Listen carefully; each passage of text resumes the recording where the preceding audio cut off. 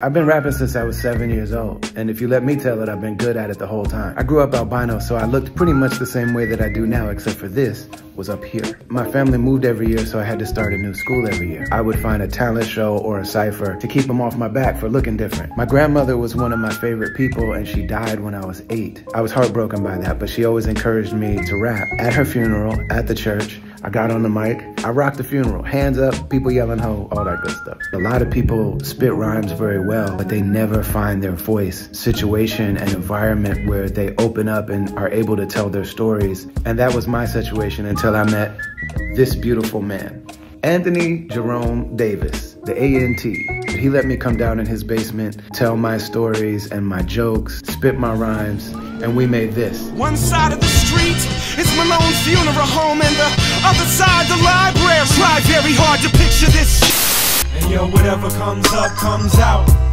We don't put our hands over our mouth. I went from being a dude that other dudes knew could rap to being somebody who made music from my soul that people tattoo on their bodies. I went on tour and my whole life changed, splitting with my son's mother, falling deeply in love and remarrying. We got together and made an album about that.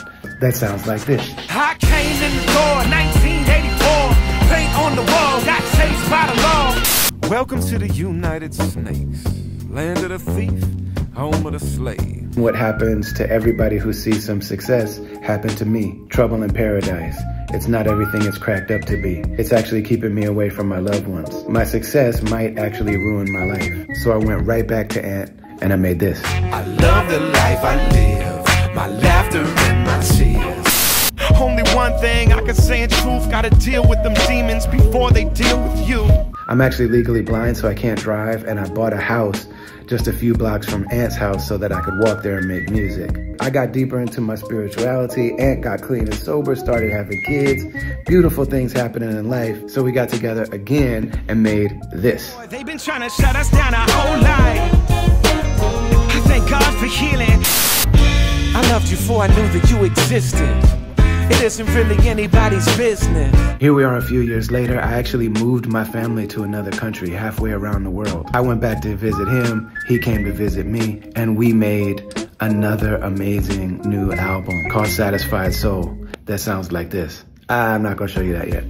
I'm sorry, it's not the time for that yet. You gotta stay tuned for that, but what is available right now are tickets to the one and only tour that me and Ant are gonna do together. Just the two of us for an entire evening and celebrate the music and the moments that we've had not only with each other, but with you. Tickets and VIP for the Satisfied Soul Tour are on sale now. BrotherAli.com.